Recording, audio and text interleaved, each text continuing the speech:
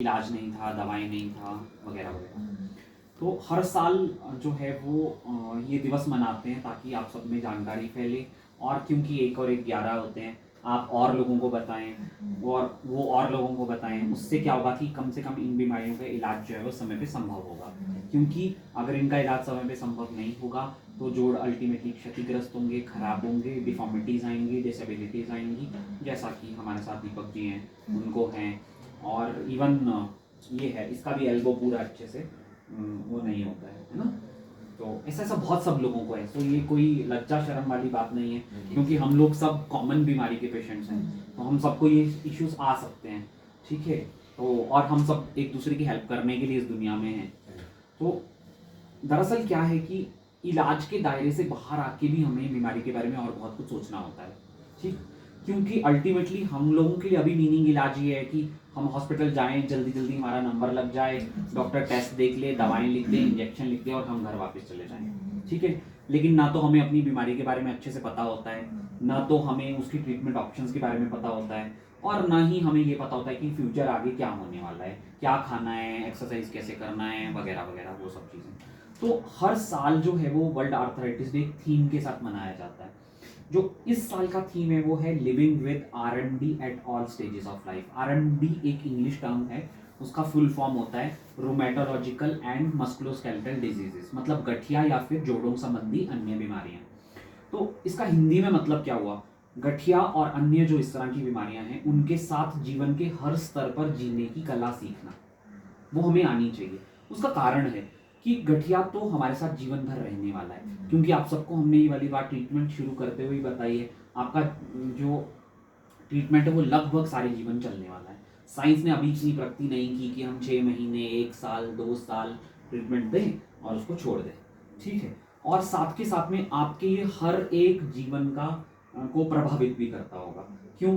क्योंकि आपकी जीवन वैसा तो नहीं रहा होगा जब गठिया था, क्योंकि हर दिन उठने में दिक्कत, काम करने में दिक्कत, कभी दवा खाना भूल गए तो दर्द हो गया, फिर हर महीने 2 महीने के बाद में हॉस्पिटल जाने का टेंशन, टेस्ट करवाने का टेंशन, नया दवाई तो नहीं लग जाएगा, पुरानी दवाई कम होगी कि नहीं होगी, और भी बहुत सारे उधेड़ बुध में हम लोग सब रहते हैं। इसलिए हमारा रूटीन तो लाइफ उतनी सुगम तो नहीं है आप सबकी, जितनी सुगम एक सामान्य इंसान की हमेशा रहती है, ठीक है।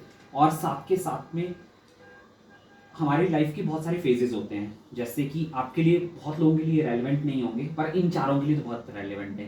अब ये पढ़ रहे हैं, कुछ ने थोड़ा थोड़ा नौकरी करना शुरू किया होगा, उसके बाद में अब इन सब की शादी होगी, फिर इन सब के बच्चे होंगे, फिर ये आप लोगों की तरह थोड़े प्रौढ़ होंगे, फिर इन्हें जिम्मेदारियां आएंगी, वगैरह वगैरह, ठीक है।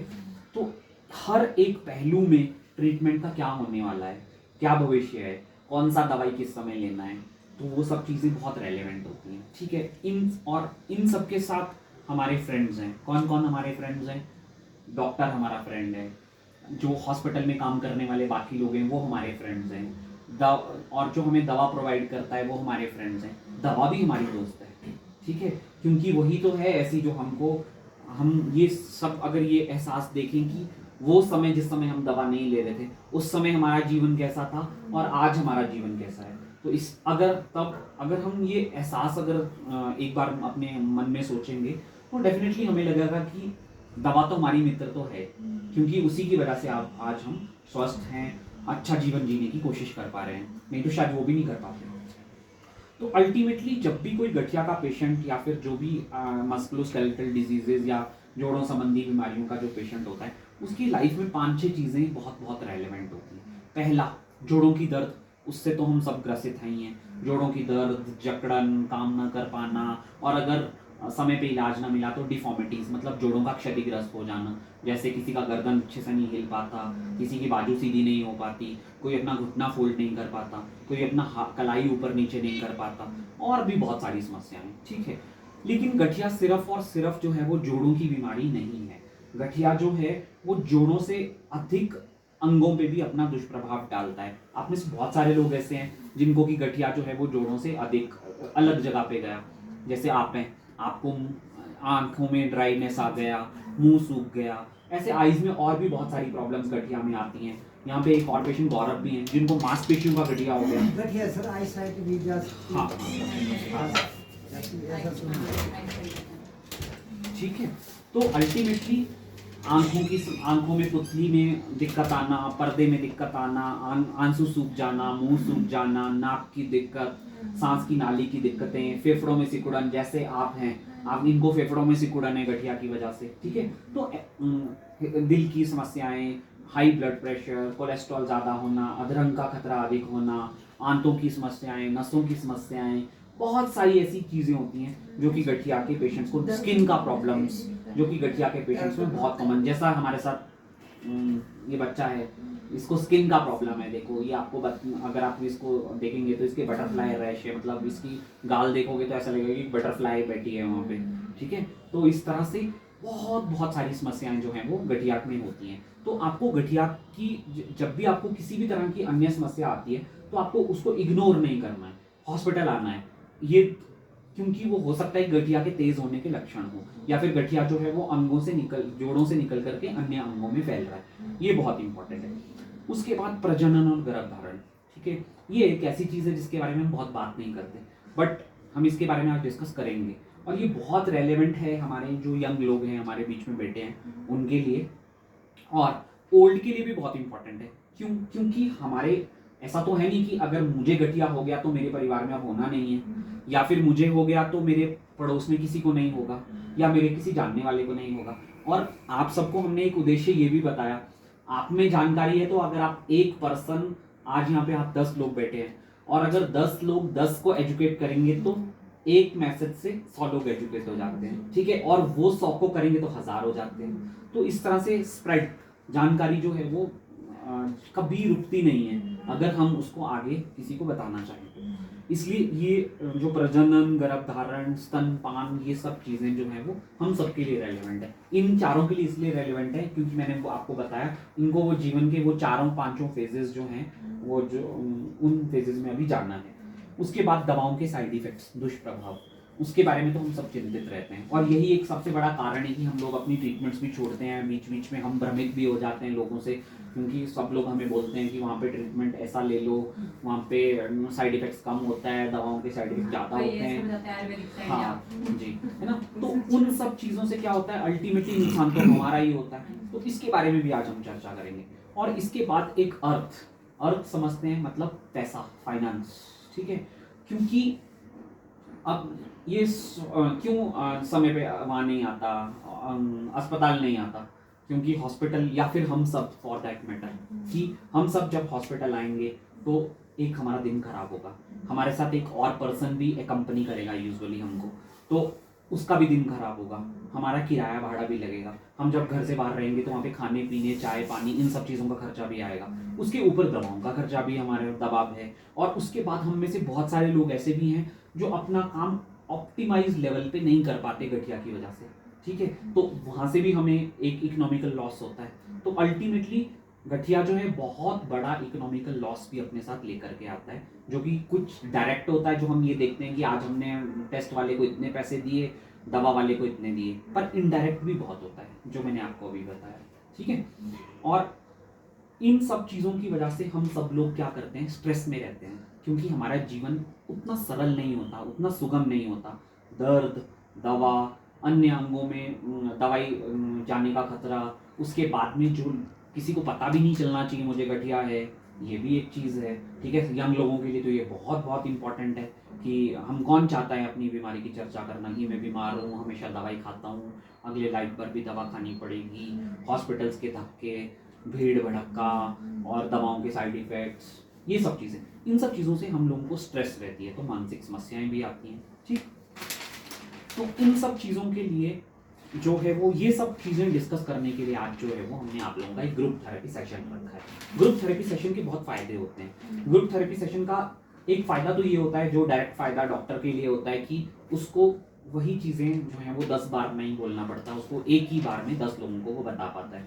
क्योंकि ये गौरव और ये पुराने पेशेंट्स हैं, इनको इस चीज़ का पता है कि जब हम स्टार्टिंग में यहाँ पे हॉस्पिटल में रूमेटोलॉजी सर्विसेज स्टार्ट हुआ था तो एक पेशेंट को 10-10 मिनट भी मिल जाते थे, लेकिन आज 1 मिनट देना भी जो है वो, हाँ दीदी बोलो, हाँ हाँ, नहीं लंच यार एक्चुअली आज तो शायद कर भी नहीं पाएंगे हम, तो हाँ हाँ कोई बात नहीं, ठीक है, हाँ हाँ थैंक यू। तो मैं ये कह रहा था कि आज हम 1 मिनट भी जो है वो एक रोगी को दे नहीं पाते, तो इसलिए ये बहुत इंपॉर्टेंट है कि 10 को इकट्ठे तो दे पाते हैं 15 मिनट, ठीक है। और इसका एक और चीज़ भी होती है, अगर मानो इसको मैं अकेले ये चीज़ें समझाऊंगा, इसको लगेगा कि ये मेरे साथ ही क्यों हुआ, लेकिन आज इसको ऐसा लगेगा कि मेरे जैसे बहुत सारे लोग हैं, हर उम्र के लोग हैं, ठीक है। और हम एक ग्रुप समूह में बहुत शक्ति होती है, अगर हम एक दूसरे की सहायता करेंगे, एक दूसरे के साथ जान पहचान बढ़ाएंगे, तो डेफिनेटली हम लोगों को ये जो परेशानियां दुख हैं, ये सब चीज़ें जो हैं वो ये लेस, हमारी ये परेशानियां कम हो जाएंगी, ठीक है। कुछ जीवन शैली में बदलाव जनरल जो बहुत ज़रूरी हैं, कि धूम्रपान नहीं करना, शराब वगैरह नहीं पीना, जो धूम्रपान करते हैं उनके पास नहीं बैठना क्योंकि उससे पैसिव स्मोकिंग होता है, वो भी तो स्मोकिंग के बराबर ही होता है। उसके बाद में जहाँ पे बहुत प्रदूषित वातावरण है, वो उसको उन चीज़ों को अवॉइड करना और व्यायाम करना, ये जो एक जनरल लाइफस्टाइल है जो आप लोगों को सबको अपनाना है, क्योंकि आप लोगों का शरीर ऑलरेडी थोड़ा सा कॉम्प्रोमाइज्ड है, ठीक है। कॉम्प्रोमाइज्ड है तो आपको हेल्दी लाइफस्टाइल ज़्यादा अच्छे से अपनाना है, ठीक। और जैसे कुछ लोगों के लिए एडिशन है कि धूप में नहीं जाना, जिसको हम रेलिवेंटली बताते हैं, किसी को हम स्पेशल एक्सरसाइजेज भी बताते हैं, जैसे आपके लिए बताया, ठीक। और साथ में ये सब चीज़ें हो गई। तो दैनिक दिनचर्या पे तो हमारा गठिया का प्रभाव पड़ता ही है, ये सब आप हमने चर्चा भी कर ली, और आप आई थिंक मेरे हिसाब से इस चीज़ के लिए आप लोग एग्री भी होंगे कि मतलब लाइफ उतनी सुगम तो अब है नहीं, और डेफिनेटली हर काम को करने के लिए थोड़ा मॉडिफिकेशन तो अब हमें करना पड़ता है, फ्यूचर में भी करना पड़ेगा, अंतर बहुत ज़्यादा है ना। और जो लोग बहुत लंबे समय से गठिया से पीड़ित हैं, या जिनको समय पे उसका उपचार नहीं मिल पाया, उनको ये दिक्कत ज़्यादा है। जो आप लोग हैं, यंग लोग हैं, और समय पे हॉस्पिटल आ गए, रेलेवेंटली इलाज मिलना शुरू हो गया, और अच्छी चीज़ ये है कि आप लोग सब समय पे हॉस्पिटल आते हैं, दवाई खाते हैं, तो ये आपके लिए थोड़ी लेस रेलेवेंट है, बट अगर दवा खाना छोड़ दोगे तो मोर रेलेवेंट हो जाएगी। तो हमारा चर्चा का पहलू है हमारे साथी। गठिया भी हमारा साथी है, क्योंकि उसको हमारे साथ ही रहना है अब, ठीक है, हमेशा रहना ही है, ठीक है। हम प्यार करें उससे या नफरत करें उससे, लेकिन गठिया हमारे साथी है। दवाओं का साथ, ठीक है, दवाएं हमेशा नियमित रूप से सेवन करते रहें। चिकित्सक का साथ, ठीक है। तो अपने जो भी डॉक्टर, जिसको भी आप चूज करते हैं, उसको थेरेप्यूटिक अलायंस बोलते हैं। डॉक्टर और पेशेंट का एक रिश्ता होता है, उसको हमेशा बना के रखें, और उसकी पवित्रता उतनी ही पवित्रता होती है जितना माँ और बच्चे का रिलेशनशिप होता है। अगर एक अच्छा डॉक्टर अपने हर पेशेंट को बिल्कुल उसी तरह से पालता है जिस तरह से माँ अपने बच्चे को पालती है, ठीक है, तो इस रिश्ते को भी हमें बना के रखना होता है। और साथ के साथ में समय पे हॉस्पिटल जाना, समय पे परीक्षण जांच करवाना, और किसी भी लक्षण को नज़रअंदाज ना करना, ठीक। उसके बाद चलते हैं दवाओं के दुष्प्रभाव के बारे में। जैसा ये कह रहे थे कि बहुत लोग बोलते हैं आयुर्वेदिक साइड चले जाओ या किसी और अल्टरनेटिव थेरेपीज की साइड चले जाओ। मेरा मकसद किसी को क्रिटिसाइज करना नहीं है, ठीक है, हम विज्ञान को प्रैक्टिस करते हैं, तो हम आपको ये बता सकते हैं कि दवाओं के दुष्प्रभाव तो होते ही हैं, ठीक है। लेकिन आप में से बहुत सारे लोग, जैसा उन लोगों को अभी तक तो कोई दुष्प्रभाव बहुत बड़े बड़े फील नहीं हुए होंगे, क्योंकि वो परसीव नहीं होते। दवाएं अब बहुत ज़्यादा सुरक्षित हैं। किसी में दवाओं से साइड इफेक्ट्स होते हैं, जैसे आंटी को हुआ कि दवा दिया, असर उतना नहीं आया, छाती में दर्द होना शुरू हो गया, तो हमारे पास बहुत सारी ऑप्शंस थी। हमने इनको बोल दिया ये टेस्ट करा लीजिए और आपकी हम दवा चेंज कर देंगे। तो हमारे पास ये भी बहुत सारी ऑप्शंस अवेलेबल हमेशा के हमेशा रहती हैं। और हमें एक बैलेंस बनाना है, एक संतुलन बनाना होता है कि हमें कम कीमत पे ज़्यादा अच्छा रिलीफ मिल जाए, और एक ऐसी दवा मिले जो हमें फ़ायदा बहुत दे और नुकसान कम से कम पहुंचाए, और वो हमारे लिए रेलेवेंट हो। जैसे फॉर एग्जांपल, जो दवा इनके लिए रेलेवेंट है, हो सकता है वो आपके लिए रेलेवेंट ना हो।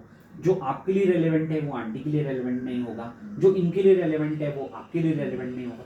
तो ये सब चीज़ें मिला के हम एक ऐसा दवाओं का कॉम्बिनेशन हर अपने मरीज के लिए चूज़ करते हैं जो कि उसके लिए बहुत बहुत एप्रोप्रिएट होता है, ठीक है। तो हमें जो है वो दुष्प्रभावों से डरना नहीं है। हमारे पास बहुत बहुत सारी सेफ सुरक्षित दवाएं उपलब्ध हैं, और अगर कोई भी दवा से हमें साइड इफेक्ट हो जाता है, तो अगर हम समय पे हॉस्पिटल आते हैं, हम परीक्षण भी आपके इसीलिए करते हैं समय समय पे कि दवाओं के कोई ऐसे साइड इफेक्ट्स तो नहीं हो रहे जो बाहर नहीं आ रहे पर शरीर में अंदर हो रहे हैं, तो हम उनको बंद करते हैं, तो वो अपने आप से ठीक हो जाते हैं। अपने आप से ठीक नहीं होते तो हमारे पास और बहुत सारी दवाएं होती हैं जो उन्हें ठीक कर पाती हैं, और हमारे पास उसके अल्टरनेटिव्स मतलब अन्य बहुत सारी दवाएं उपलब्ध हैं जिनसे कि हम आपका इलाज कर सकते हैं, ठीक। तो अगर हम दवा नहीं खाएंगे तो क्या होगा? अगर हम दवा नहीं खाएंगे तो बहुत बहुत सारे दुष्प्रभाव हमारे शरीर पे पड़ेंगे, गठिया के जोड़ों पे भी, अन्य अंगों पे भी। उससे क्या होगा? विकृति आ जाएगी, हैंडीकैपनेस आएगी, हम और साथ में हमारा लाइफ स्पैन छोटा हो जाएगा। मतलब इतने अंग गठिया से प्रभावित हो जाएंगे कि जो 80 साल जीना था 50 साल जिए, 60 साल जिए, इसको कहते हैं लाइफ स्पैन कम होना। ठीक है। अगर हमारा लाइफ स्पैन कम नहीं भी हुआ तो हम अगर हैंडीकैपनेस होगा, बिस्तर पे रहेंगे, किसी दूसरे पे निर्भर रहेंगे, तो जीवन का मीनिंग खत्म हो जाएगा। बेसिकली अर्थ हमारे जीवन का समाप्त हो जाएगा। क्यों? क्योंकि हम सिर्फ एक रोगी तो है नहीं, ठीक है, हम किसी के बच्चे भी हैं, हम किसी के पति भी हैं, हम किसी की पत्नियां भी हैं, हम किसी की भाई बहन और रिश्ते ये सब भी हैं। और हम सबसे बड़ी बात यह है कि हमारी एक समाज में भी भूमिका है। हम लोग कोई नौकरी करते हैं, कोई दुकान चलाते हैं, कोई घर संभालते हैं। घर संभालना हम सबकी नौकरियों से ज़्यादा महत्वपूर्ण है, क्योंकि हम लोग सब घर इसलिए नौकरी कर पाते हैं, पढ़ाई इसलिए कर पाते हैं क्योंकि कोई हमारा घर संभालता है। ठीक है। तो इसलिए हमारी अगर, और हमारे साथ 4 बच्चे भी हैं, ये स्वस्थ रहेंगे तो कल देश के काम आएंगे। ठीक है। तो इसलिए ये सब बहुत रेलेवेंट है कि हम स्वस्थ रहें, और स्वस्थ रहने के लिए दवाएं हमारा सबसे बड़ा सहारा है। उसके बाद मीथोट्रेक्सेट, एक दवा होती है मीथोट्रेक्सेट, आप में से बहुत सारे लोग लेते हैं, जो कि हफ्ते में एक बार लेनी होती है। 3-4 पेशेंट्स तो यहाँ पे हैं, ये भी मीथोट्रेक्सेट लेता है, ये भी लेते हैं, आंटी भी लेते हैं, गौरव भी लेता है, आप भी लेती हैं, और आपको अभी हम शुरू करने वाले हैं। ठीक है। आपकी बीमारी में वो रेलेवेंट नहीं है, इसलिए हम आपको देते नहीं हैं। तो आपकी बीमारी में भी वो रेलेवेंट नहीं है, आपकी बीमारी दोनों की तो बिल्कुल कॉमन है। ठीक है। तो मीथोट्रेक्सेट ऐसी दवा होती है जो हम सप्ताह में एक बार लेते हैं। ठीक है। तो वो दवा जो है वो, उसके बारे में आपको एक बहुत केयरफुल रहना है, क्योंकि वो दवा अगर हम उसका सेवन हफ्ते में 1-2 बार से अधिक कर लें तो जानलेवा हो सकता है। ठीक। और हम ये वाली बात लगभग पेशेंट को ये वाली बात बताते हैं, उनको संडे भी मार्क करके देते हैं, मंडे भी मार्क करके देते हैं, तुम भी खाते हो ये वाली दवा अभी तक, तो अभी इस बार चेंज किया हमने, तो वो बहुत इंपॉर्टेंट है। तो लेकिन फिर भी हम कभी कभी गलती कर बैठते हैं कि हमने दो बार खा ली, 3 बार खा ली, या फिर कभी कभी ऐसा होता है, आजकल बहुत सारी दवाएं कंपनीज बहुत ज़्यादा हैं, उनका शेप वैसा नहीं होता, तो हम उसको दूसरी दवा समझ के ज़्यादा बार खा लेते हैं, वगैरह वगैरह। तो अल्टीमेटली उसके शुरुआती लक्षण क्या हैं अगर हम वो अधिक बार खा लें? तो मुंह में छाले आना, शरीर पे स्किन में छाले आना, और बहुत कम भूख लगना, कमजोरी बहुत अधिक होना, पीलिया हो जाना। अगर ऐसा कुछ भी हमें होता है तो हमें ये पोटेंशियली समझना है कि हमने उस दवाई का ओवरडोज कर लिया है, तो हमें फ़ौरन हॉस्पिटल आना है। क्योंकि अगर हम हॉस्पिटल ना आए, देरी कर दें, वो दवाई कॉन्टीन्यूसली हम बहुत दिनों तक खाते रहें, तो ये सब जानलेवा हो सकता है। ठीक। तो ये सब बहुत बहुत आपके लिए इम्पॉर्टेंट है। योग, और अभी रखना पड़ेगा,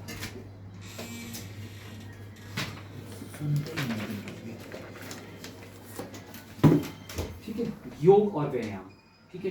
ये बहुत बहुत इंपॉर्टेंट है। आप जितनी आपकी क्षमता है उसमें आप योगा करो, प्राणायाम करो, एक्सरसाइजेस करो, जो भी आपसे हो पाती है। आप तीनों के लिए, आप दोनों के लिए, आपके लिए, क्योंकि इलनेस थोड़ा सा कॉमन है। एक्सरसाइजेस, स्पेशल एक्सरसाइजेस बहुत बहुत इंपॉर्टेंट है। उल्टे लेटना, एक्सरसाइजेस करना, आपको बुक्स भी मैंने दिया होगा, आपको भी दिया बुक ना, तो एक्सरसाइजेस करते जाना है। ठीक है। आपके लिए वो स्पेशल एक्सरसाइजेस बहुत बहुत इंपॉर्टेंट है, लेकिन बाकी सबके लिए भी एक्सरसाइजेस हैं। हम बहुत सारे इसमें व्हाट्सएप ग्रुप भी बनाते हैं, जो कि सुबह मॉर्निंग में योगा इकट्ठे मिलके कराते हैं। आप लोग आपस में भी ऐसा कर सकते हो, आप लोग अपने फ्रेंड्स को भी इसमें इन्वॉल्व कर सकते हो, या फिर ज़रूरी नहीं है कि वो एक व्हाट्सएप ग्रुप जिस पे कि हम लोग योगा कराते हैं उसी में आप इसमें शामिल होइए। आप अपना व्हाट्सएप ग्रुप भी बना सकते हैं, नहीं तो आप अपने पड़ोस में 5 लोग मिलके योग भी कर सकते हैं, एक परिवार मिलके भी योग कर सकता है। लेकिन योग करना है, प्राणायाम करना है, एक्सरसाइजेस करनी है, वो बहुत बहुत इंपॉर्टेंट है आप सबके लिए। ठीक है। हाथ की एक्सरसाइजेस गठिया के पेशेंट्स के लिए बहुत रेलेवेंट होती हैं, मैं मोटा मोटा आपको बताऊंगा। और साथ में जितना आप समूह में एक्सरसाइज करेंगे वो सब आपके लिए बहुत बहुत इंपॉर्टेंट होगा। और साथ में खान पान, देखो खान पान जो है पेशेंट का तो बहुत बहुत फेवरेट क्वेश्चन है। ठीक है। ऑलमोस्ट हर पेशेंट ये पूछना चाहता है कि मैं क्या खाऊं या क्या ना खाऊं। ठीक है। लेकिन उसमें 2 प्रॉब्लम्स है। एक तो ये कि कल्चरली, जो मतलब सांस्कृतिक रूप से जो हमारे वैद्य हमको बताते थे वो सही नहीं थे। ठीक है। तो कल्चरली फिर भी हम वो वाली चीज़ें फॉलो करते हैं, और इसीलिए हमको बहुत सारी कमजोरियां वगैरह आती हैं।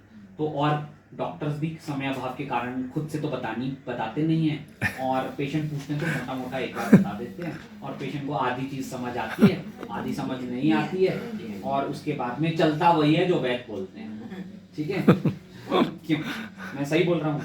एक तो मोटापा से बचना है, मतलब तली चीज़ें, मीठी चीज़ें, जंक फूड्स ये कम से कम खाओ, क्योंकि मोटापा और गठिया का बहुत डायरेक्ट रिलेशन है। अगर 5 लोग गठिया के पेशेंट्स हैं, जिसका वेट जितना ज़्यादा होगा वो उतना वर्स परफॉर्मर होगा, मतलब उसको दवाएं असर नहीं करेंगी, जोड़ जल्दी खराब हो जाएंगे, एट्सेट्रा एट्सेट्रा। और गठिया की बहुत सारी दवाएं भी ऐसी हैं जो शरीर की में फुलावट लाती हैं। जैसे आंटी ने तो अभी बोला कि मेरा मुंह में सूजन आना शुरू हुआ, ठीक है, गौरव को पता है कि पहले कितनी सूजन थी मुंह में, ठीक है, वगैरह वगैरह, और सबने भी ये फील किया होगा। साथ के साथ में ऐसा भी होता है कि गठिया के पेशेंट्स क्योंकि जोड़ों की दर्द से ग्रसित होते हैं, उनको पेन्स बहुत ज़्यादा होती हैं, तो इसलिए वो ज़्यादा व्यायाम वगैरह कर नहीं पाते, तो इसलिए भी वो मोटे हो जाते हैं।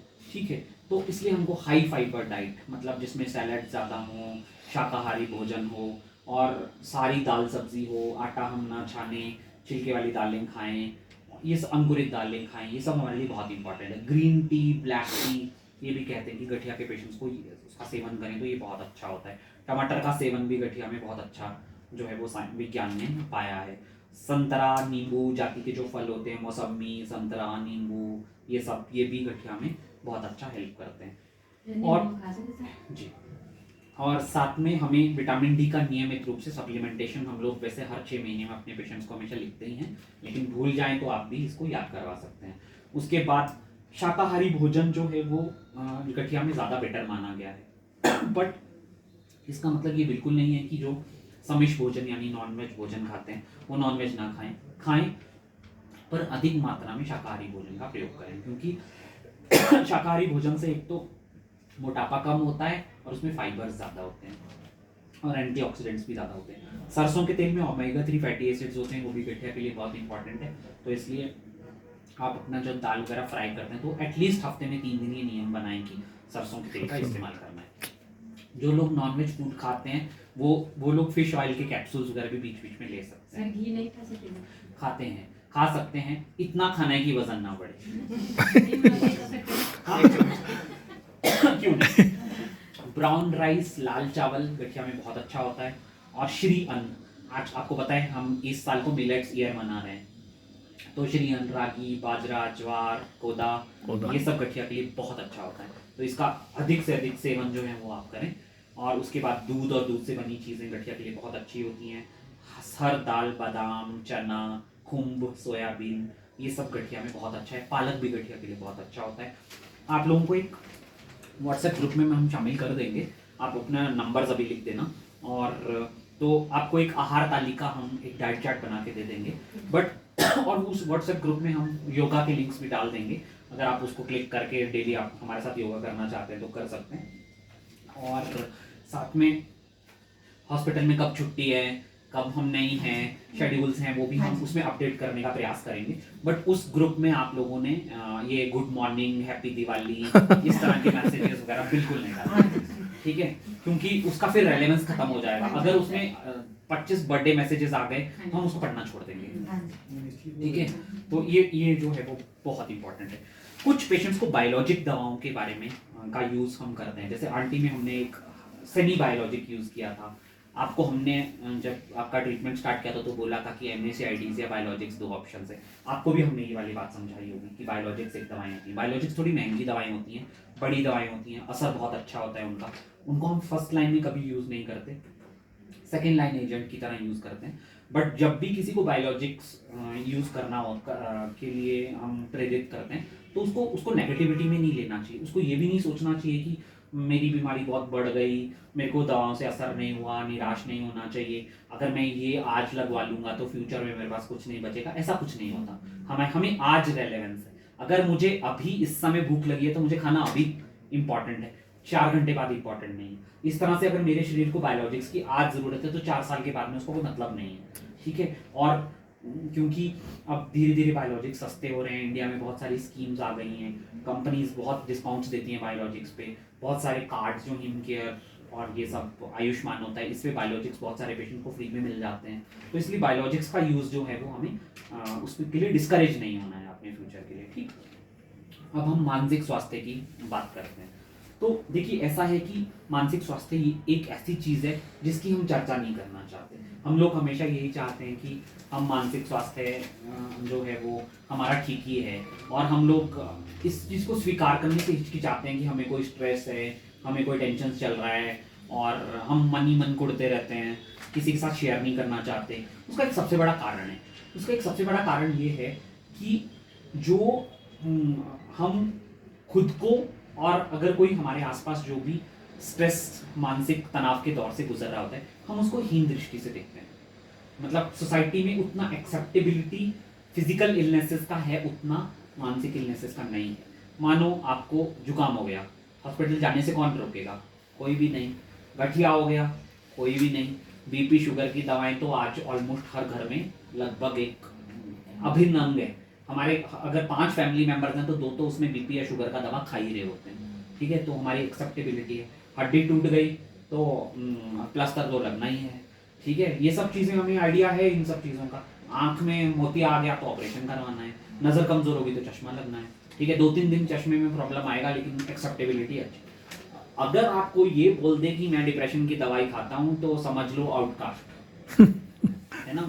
नहीं, इसको पता नहीं क्या हो गया। और ये सबसे बड़ी समस्या क्या है कि सपोज कीजिए आप अपनी माताजी को कहते हैं मुझे स्ट्रेस हो रहा है, तो माताजी सबसे पहले तो अपने पे दोष लेना शुरू कर देंगी। क्या है, क्या मैं तुझे टाइम पे खाना नहीं देती, क्या तुझे टाइम पे कपड़े नहीं मिलते, क्या तुझे तेरे पिताजी पॉकेट मनी नहीं देते, या तुझे ये नहीं है, मोबाइल तो लेके दिया है, घर में टीवी भी है, बाइक भी लेके दे दिया, फिर भी तुझे टेंशन है। ठीक है, जबकि हम ये नहीं समझते कि हमारे जैसे हमारा अन्य अंगों को बीमार हो सकते हैं, वैसे हमारे मन भी तो बीमार हो सकता है। मन को बीमार होना एक रासायनिक प्रक्रिया है। हमारे मस्तिष्क में केमिकल होता है, उसको हम सेरोटोनिन कहते हैं। अगर हमारे शरीर में उसकी कमी हो जाए तो हम डेफिनेटली हम तनाव उतनी आसानी से झेल नहीं सकते। तो इसलिए हम लोगों को कुछ समय के लिए काउंसलिंग, योग, प्राणायाम, ध्यान और दवाओं का सहारा लेना पड़ता है। तो और क्योंकि मैंने आपको बहुत विभिन्न कारण बताए, ऐसे आपकी जीवन शैली में बदलाव है, आपको सारी जीवन भर एक दवा लेनी है, और आपको दवा के साथ एक कॉस्ट फैक्टर्स भी हैं, दवा के साइड इफ़ेक्ट्स भी हैं, वगैरह वगैरह। तो उन सब चीज़ों की वजह से आप सबको जो है वो तनाव का सामना करना ही पड़ता है। तो इसलिए अगर तो आपके शरीर में वो सेरोटोनिन मौजूद है, तो पर्याप्त मात्रा में उपलब्ध है, मौजूद है, तो आप वो स्ट्रेस झेल लेंगे। पर अगर नहीं है तो आप वो स्ट्रेस नहीं झेल पाओगे। ठीक, तो अगर वो आप स्ट्रेस नहीं झेल पाओगे तो आप में कुछ लक्षण आएंगे, जैसे कि किसी से बात करने का मन नहीं करना, दवा खाने का मन नहीं करना, अस्पताल जाने का मन नहीं करना, नींद नहीं आना, छोटी छोटी बातों पे चिड़चिड़ापन आना, या रोने का मन करना, या फिर बुरे ड्रीम्स आना, बुरे सपने आना, या फिर लाइफ बिल्कुल ऐसा जो है होपलेस लगना कि मैं कुछ नहीं कर पाऊंगा, वर्थलेस लगना, मैं कुछ भी नहीं कर सकता, मेरा कुछ हो ही नहीं सकता। ठीक है, अगर कुछ भी ऐसे सिम्टम्स आते हैं आप इससे बिल्कुल भी झिझकिए मत। और आपकी, जैसे मैंने आपको बताया है, सब आपके मित्र हैं, वैसा ही साइकेट्रिस्ट भी आपके मित्र हैं। तो इसलिए तब आपको आपकी सहायता करने के लिए बहुत सारे लोग जो हैं वो यहाँ पे उपलब्ध होंगे। आप हमें बताइए, हम आपकी पहले मदद करने की कोशिश करेंगे। अगर वो हमारे बस में नहीं होगा तो हम साइकेट्रिस्ट का सहायता लेंगे। अगर उनसे काउंसलिंग से सही नहीं हुआ तो हम उसके बाद में थोड़े समय के लिए दवाओं का सहारा भी ले लेंगे। लेकिन जो स्वस्थ शरीर जो है वो स्वस्थ मन के साथ ही संपूर्ण होता है। और अभी जैसे आज 12 तारीख जो है वो ये था वर्ल्ड आर्थराइटिस डे है, वैसा ही अभी 1-2 दिन पहले ही मानसिक स्वास्थ्य विश्व मानसिक स्वास्थ्य दिवस भी मनाया। तो उसने यही बोला कि मानसिक स्वास्थ्य हम सबका राइट है, हम सबका मौलिक अधिकार है, और बाकी मौलिक अधिकारों का राइट की जिम्मेदारी तो दूसरे लोगों पे बनती है। लेकिन और अगर हमारा दूसरे मौलिक अधिकारों का हनन अगर कोई करता है तो एक सेकंड पर्सन होता है, पर हमारा जो मानसिक स्वास्थ्य का मॉरल जो हमारा राइट है उसका हनन हम खुद करते हैं अपनी प्रॉब्लम्स को छिपा के। तो ऐसा बिल्कुल नहीं होना चाहिए। तो इसी के साथ मैं आज इसको ख़त्म करता हूँ। और हाँ, गर्भधारण और स्तनपान के बारे में हमने बात नहीं किया, देखिए ऐसा है कि इसके बारे में चर्चा बहुत बहुत इम्पोर्टेंट है। गर्भधारण, स्तनपान और फादरहुड मतलब पिता बनना और गर्भ निरोधक परामर्श, इसके बहुत सारे रीजंस हैं। क्योंकि बहुत सारे गर्भ निरोधक ऐसे हैं वो गठिया की दवाओं के साथ लेना वर्जित है। बहुत सारी गठिया की दवाएं ऐसी हैं जो हम गर्भधारण के समय ले नहीं सकते, स्तनपान के समय नहीं ले सकते, और फादरहुड मतलब पिता बनने के समय भी हम उनमें हमें कुछ समय के लिए स्टॉप करना होता है। और उसके बहुत सारे अल्टरनेटिव्स मतलब अन्य दवाएं उपलब्ध होती हैं जो कि हम उन समय में ले सकते हैं। और जिन जिन पेशेंट्स को हम ये दवाएं शुरू करते हैं, जिन जो वर्जित होती हैं, लगभग हम उन पेशेंट्स को ये वाली चीज़ें बताते हैं। लेकिन कभी कभी भूल भी जाते हैं, अगर बहुत रश होगा तो भूल भी जाते हैं। तो इसलिए जब कभी भी जीवन के वो मोड़ आए तो आप ये लोग हमेशा पूछें कि ये दवा, अब मैं अपने जीवन में ये फैसला लेने जा रहा हूँ तो क्या मैं ये दवाएं मेरे लिए सुरक्षित हैं या नहीं। तो ये बहुत बहुत इम्पॉर्टेंट है। तो इसके साथ ही मैं अब ये इसको बंद करता हूँ और